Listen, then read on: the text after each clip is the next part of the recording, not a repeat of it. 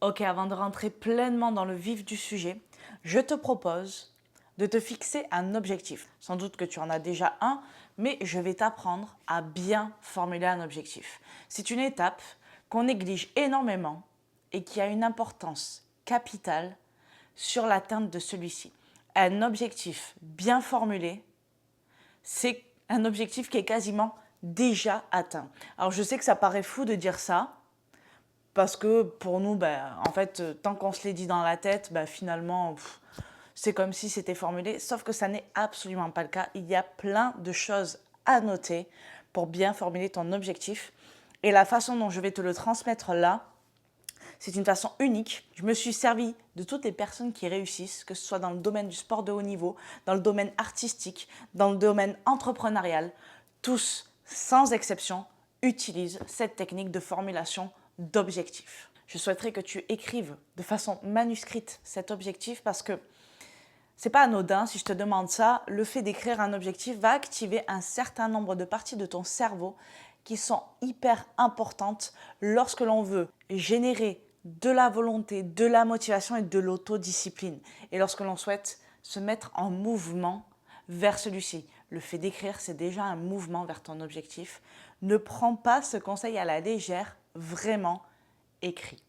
Et tout simplement parce qu'un objectif écrit est un objectif, mais un objectif qui n'est pas écrit reste un rêve. Et tu vas pouvoir prendre conscience que le chemin pour atteindre ton objectif est plus important que la destination.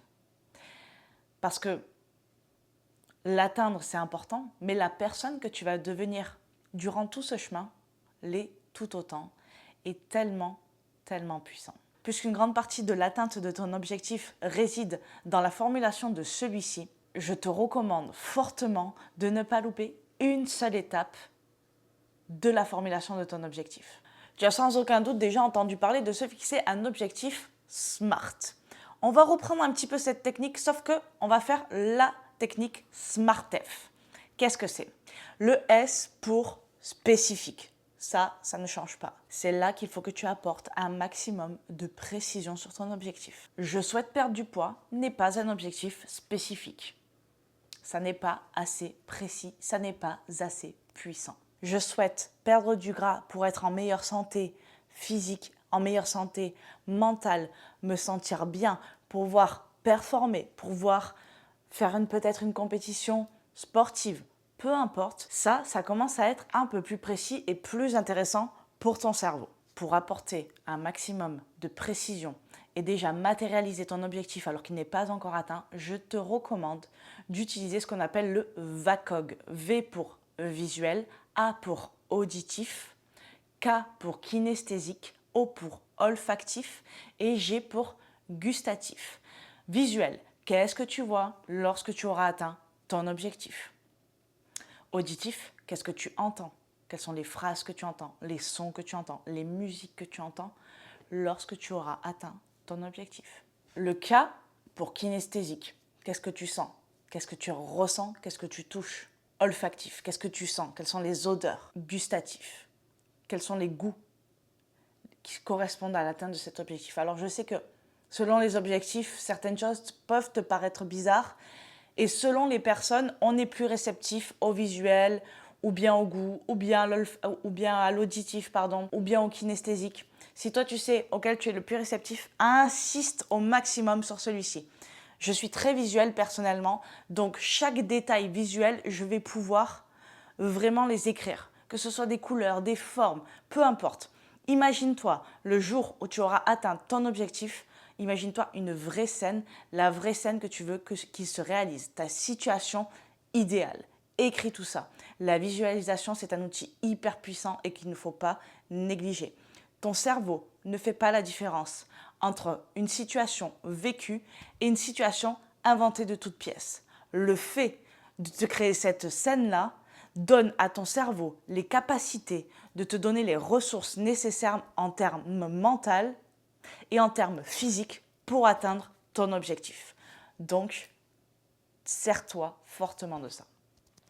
Donc ça, c'est pour le spécifique. Prends bien le temps. À la suite de cette vidéo, avant de passer aux prochaines, prends bien le temps d'avoir défini ton objectif. Vraiment, j'insiste là-dessus. Sinon, pour la suite, tu pourras appliquer des conseils, mais le problème, c'est que ça ne va pas être aussi efficace que si tu t'étais fixé l'objectif. Donc, j'insiste vraiment.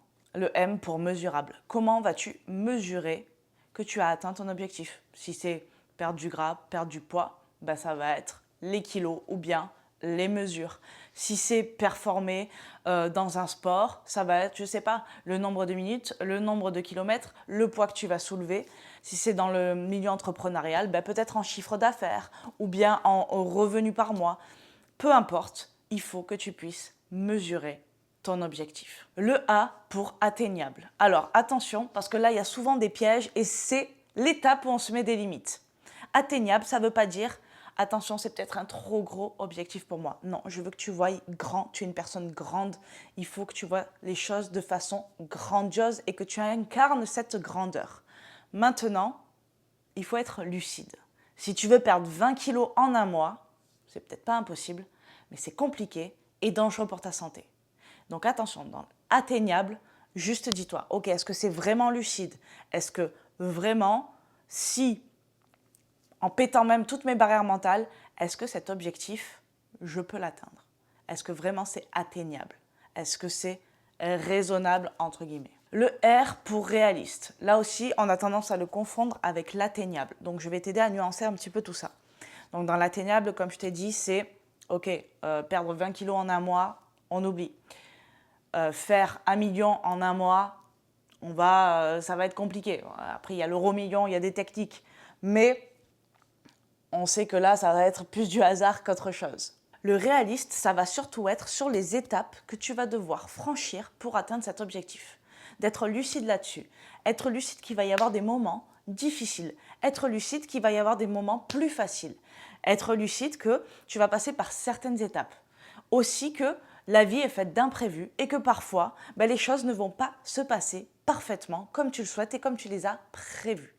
Donc juste te préparer aussi à tout ça.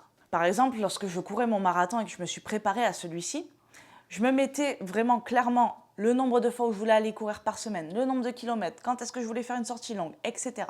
Sauf que parfois, il y a des imprévus dans la vie et vraiment même si c'était des non négociables pour moi, ou tout simplement la météo, je devais aller courir dehors et me dire, ok, si demain il tombe des trombes, il y a alerte rouge, qu'est-ce que je fais?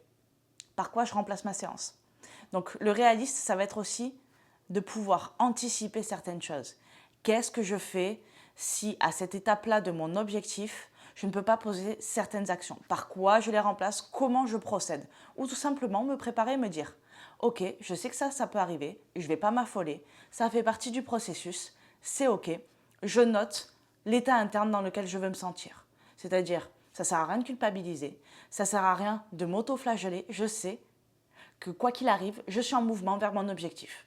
Peu importe si je suis retardée. Ça, c'est important. Parce que le problème, c'est qu'on a souvent une image idéale, et c'est très bien, parce que ça nous permet de l'attirer aussi, sauf que la vie, elle n'est pas linéaire, elle n'est pas toujours dans l'idéal. Et donc se dire, ok, il y a des choses qui vont arriver, mais je sais qu'elles font aussi partie du processus. Et je suis prêt, je suis prête à les accueillir. Le T pour temporellement défini, mets-toi une deadline. Alors je sais que cette étape est un peu flippante, parce qu'on se dit, ok, c'est challengeant. Est-ce que vraiment je vais pouvoir y arriver? Est-ce que j'ai les capacités pour? Là, hop, tu coupes ce qui se passe, tu coupes ton discours interne. Quand est-ce que tu veux l'atteindre, cet objectif? Quand est-ce que réellement, à quelle date tu te vois l'atteindre? Note une date, prends une date dans ton calendrier, une date qui te parle, une date évidemment qui est réaliste, qui est atteignable. Note-la, peu importe. Ça ne veut pas dire que, comme je te dis, il va se passer des choses. Mais tu auras toujours cette date en tête et quoi qu'il arrive, à cette date, tu auras atteint quelque chose. C'est évident. Donc, note une date, une vraie date. Parce que pas de date, pas d'objectif. Et écris par exemple, dans 3 mois, à la date, j'en serai ici. J'aurai atteint ça, je ressentirai ça. Tu te sers de tout ce qui est visuel, auditif, kinesthésique, etc. On va le revoir à la fin, ça, pour que tu formules parfaitement tout ça, comme un scénario de cinéma. E pour écologique. Écologique, ça veut dire que ton objectif respecte la personne que tu es, mais aussi les personnes qui t'entourent. Quand je dis respecte, c'est en termes de valeur. Est-ce que, en termes de valeur, mais aussi en termes d'engagement, si tu as une vie de famille aujourd'hui, est-ce que cet objectif est écologique vis-à-vis de ta vie de famille? Une fois encore, ce n'est pas pour te mettre des barrières. C'est pour te dire, ok, comment je vais procéder avec mon entourage? Parce qu'à un moment donné, j'aurai des actions à poser, j'aurai des choses à faire, des engagements à tenir envers moi-même. Est-ce que je vais pouvoir toujours tenir les engagements des personnes qui m'entourent? Ou bien, est-ce en accord avec ce que je transmets? Est-ce en accord avec les valeurs, mes valeurs et les valeurs de ma famille, par exemple? C'est une question à te poser. Un objectif écologique, c'est tout simplement un objectif qui respecte toutes les interactions entre les êtres vivants, les personnes qui t'entourent, ton environnement. Je te conseille, dans cette étape-là, de noter les personnes qui vont être favorables et qui vont te tirer vers le haut durant ton objectif, et à contrario, les personnes qui, elles, peuvent plus te tirer vers le bas. Ça n'empêche pas que ces personnes t'aiment et paraissent très bienveillantes envers toi, mais elles peuvent parfois te tirer vers le bas. Je te donne l'exemple de mon marathon une fois encore. J'étais avec une personne qui me disait, c'était très bienveillant, hein, mais elle me disait, écoute, si tu n'y arrives pas, c'est pas très grave. Et ça, c'était des attaques psychiques particulièrement qui pouvaient me faire échouer. Me faire échouer même dans mon entraînement et me dire, ouais, bon, c'est pas très grave si j'y arrive pas. Bien sûr que c'est pas très grave, mais c'est pas ce que je veux, c'est pas ce que je me suis fixé. Donc même quand c'est bienveillant, tu sais, quand on commence à te dire, c'est pour ton bien que je te dis ça, c'est vrai, la personne a une belle intention, mais ça t'aide pas.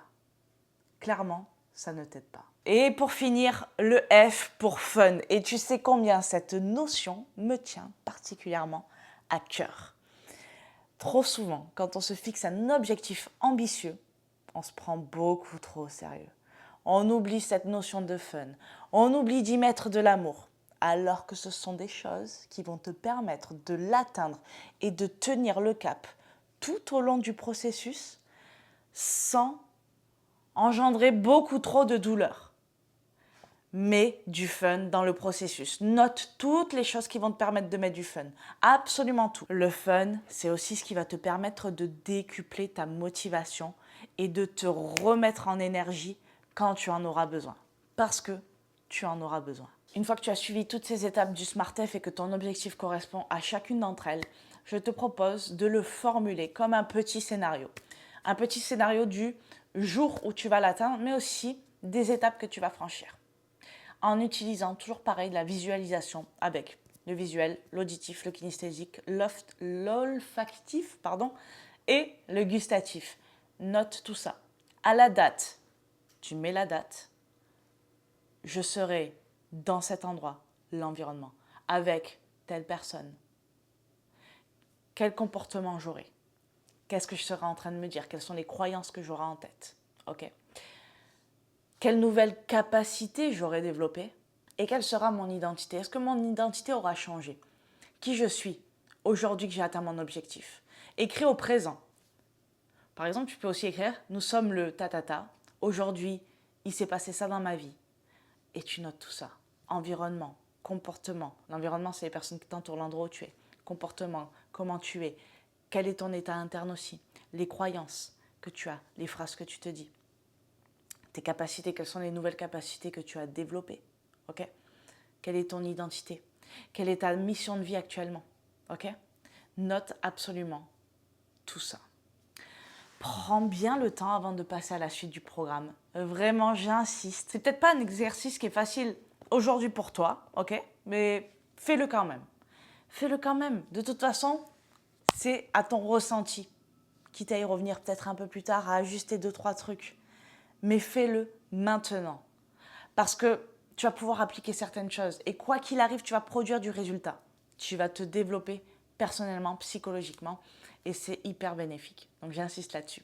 Je te dis à très vite dans la prochaine vidéo.